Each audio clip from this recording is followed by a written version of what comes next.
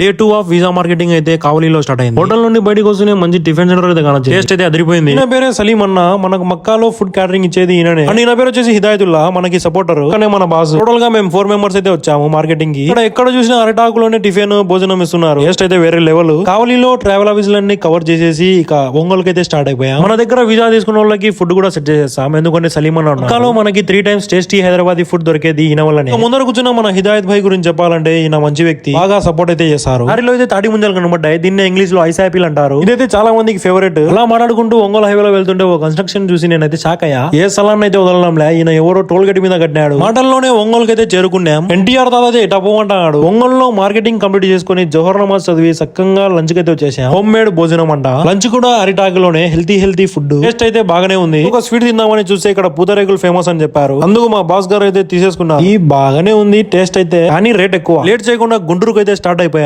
అసర్ నమాజ్ time వరకు గుంటూరుకు అయితే చేరుకున్నాం. గుంటూరులోనే అసర్ నమాజ్ అయితే చదివాం. మాషాల్లా గుంటూరులో మసీదులు అయితే చాలా బ్యూటిఫుల్ గా ఉన్నాయి. అసర్ నమాజ్ తర్వాత వర్క్ అయితే కంప్లీట్ చేసుకున్నాం. అందులోనే మగ్రిబ్ నమాజ్ టైం అయితే అయింది. గుంటూరులోని మసీదులు చూస్తుంటే నాకైతే సౌదీ గుర్తొస్తుంది. సేమ్ సౌదీలో కూడా ఇలానే ఉంటాయి మసీదులు. మగ్రిబ్ నమాజ్ చదువుకొని నేరుగా ఉమ్రా ఆఫీసుల వద్దకు అయితే వెళ్ళాం. గుంటూరులో చాలా ఉన్నాయి ఉమ్రా ఆఫీసులు. అందులోనే డిన్నర్ టైం అయితే అయింది. గుంటూరులో బిస్మిల్లా బిర్యానీ సెంటర్ ఫేమస్ అంట. అక్కడికి వచ్చేసాం అందరం. ఫస్ట్ లో స్టార్టర్ అయితే చెప్పేసాం. మళ్ళా బిర్యానీ వచ్చేసింది. టేస్ట్ అయితే అద్దరిపోయింది. తింటూనే విజయవాడకి అయితే స్టార్ట్ అయిపోయాం. విత్ ఇన్ మినిట్స్ విజయవాడకి అయితే రీచ్ అయిపోయాం. ఇక విజయవాడలో మార్కెటింగ్ చేయాలి కాబట్టి నైట్ అయితే విజయవాడలోనే స్టే చేయాలి. ఇక రెస్ట్ అయితే తీసుకోవాలి. డే 3 వ్లాగ్ లో కలుసుకుందాం. Bye bye.